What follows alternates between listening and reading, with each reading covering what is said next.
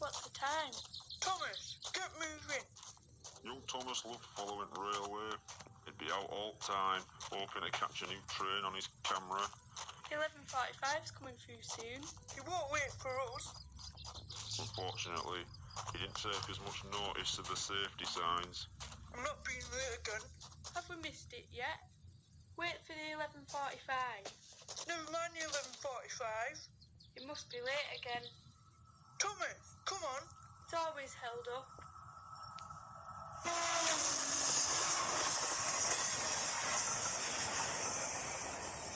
Hans was mortified.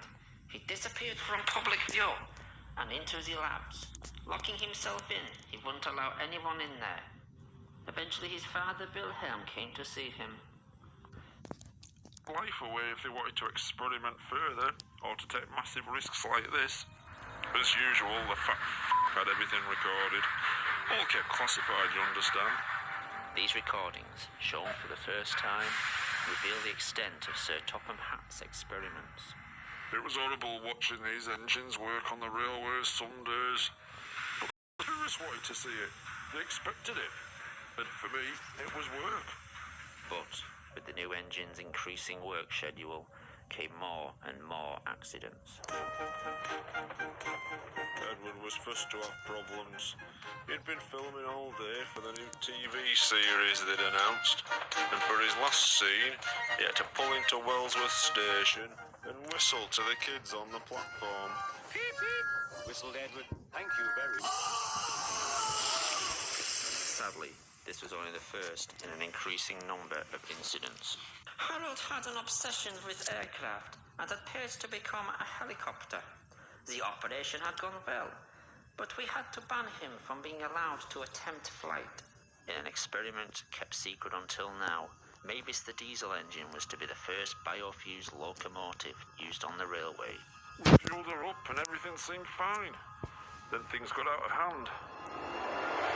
The diesel began to burn her internal organs. Everything organic in the engine was soon burning.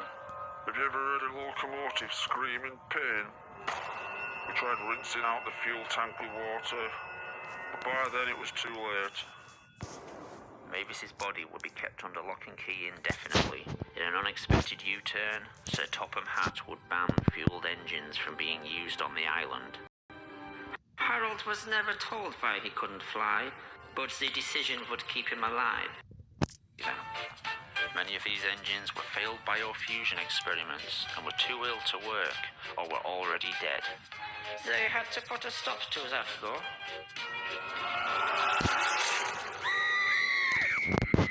With all accidents happening, everyone started asking the same thing.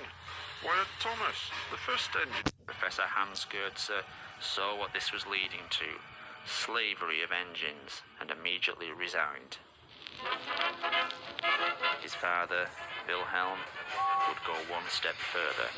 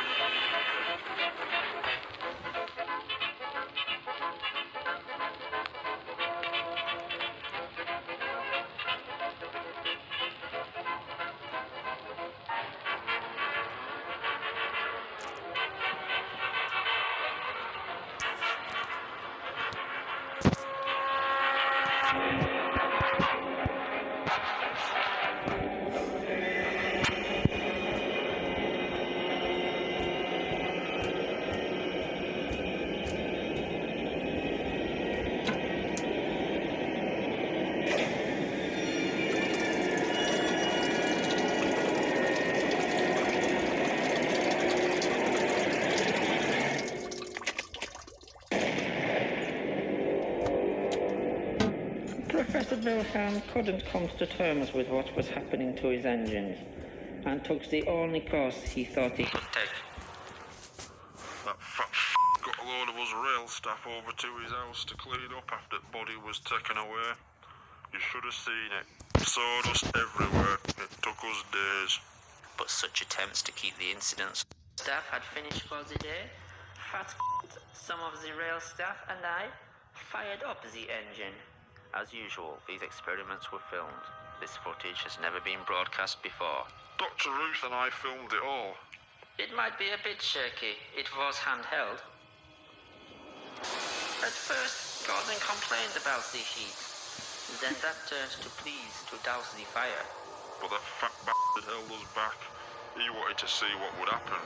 He argued he had put a lot of work into Gordon, and the chances to get him working were too great an opportunity. He was literally cooking from the inside. By the time we were allowed to act, it was too late.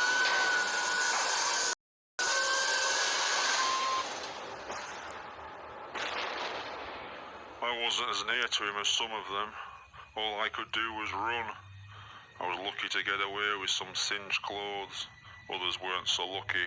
The fateful few hours following the accident would seal the fate of Sodor research. The fat stopped us trying to put out the fire, insisting that any evidence would fall back on us. He kept repeating, "This was all your fault. You knew the dangers. You're legally to blame."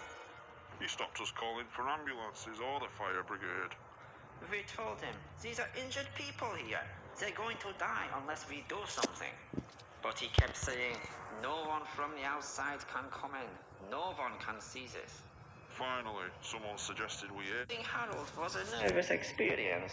Would he have the same reaction Mavis had? We all breathed a sigh of relief and loaded the injured people aboard. Then it all went wrong.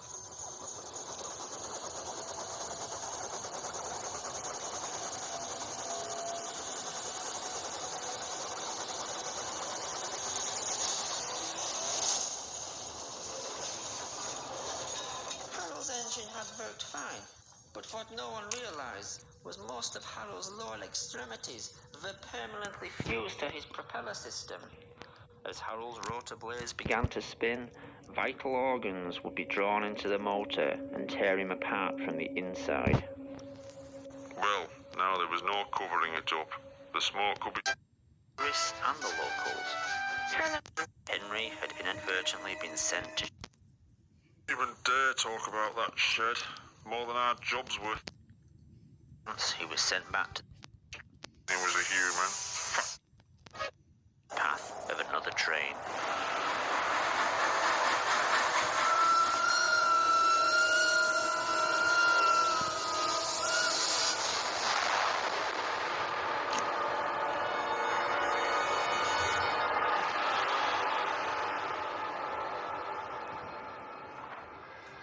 Henry's driver and fireman had jumped clear before the crash. In fact, Al and Barry died from their injuries. Slowly, in snow. The poor bastards. By midday, the recovery operation was underway, and Sir Topham Hatt had arrived. Cheer up, Henry, it wasn't your fault. Ice and snow caused the accident. These images from a train spotter's camera were taken the evening before and were successfully covered up by the Sodor Railway Board for 10 years. There was a railway spike in points, blocking them. Of course, that had disappeared by the time we got there. I'm sending you to Crewe, a fine place for sick engines. Rue, we all knew what that meant. They'll give you a new shape and a larger firebox. Crewe was, at the time, two scrap metal yards in the UK capable of handling and recycling organic material as well as engine parts. You'll feel a different engine and won't need special coal anymore. With those few words, he'd sentence Henry to death. Won't that be nice? Yes, sir, said Henry doubtfully. Everyone knew he wouldn't see him again, and everything was sewn up nice and neat for that fat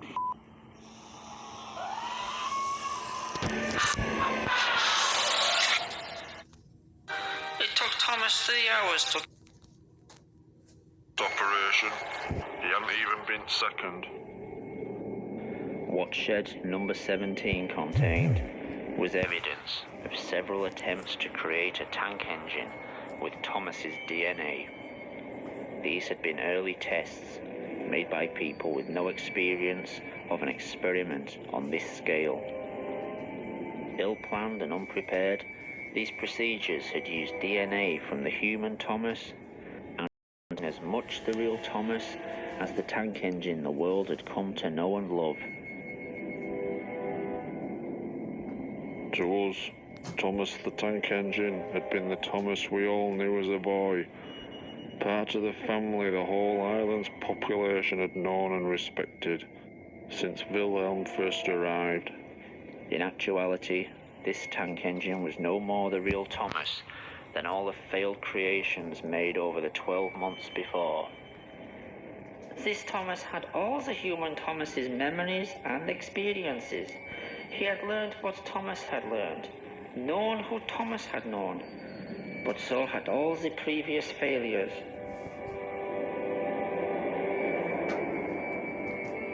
Wilhelm and Hans Goetze had to learn through trial and error how to bring their Thomas back from the dead.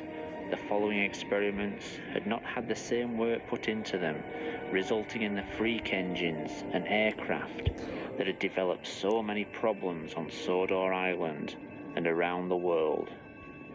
In Shed 17, Thomas wouldn't discover who he was, but in fact, who he wasn't.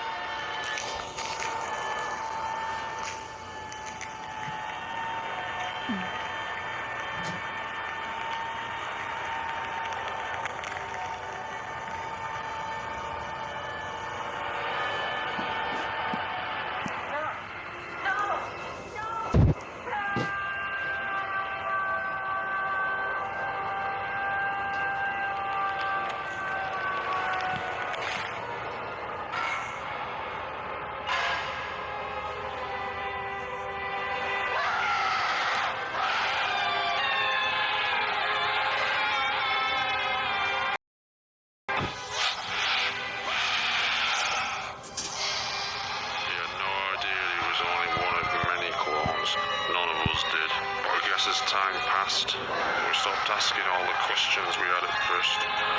We were just glad our friend was back with us. He could work for us. He became our servant in a way. Someone who drew in the crowds, helped create jobs, was eager to work. Thomas always thought of us as his friends. Sadly, over time we came to think of him as just really useful.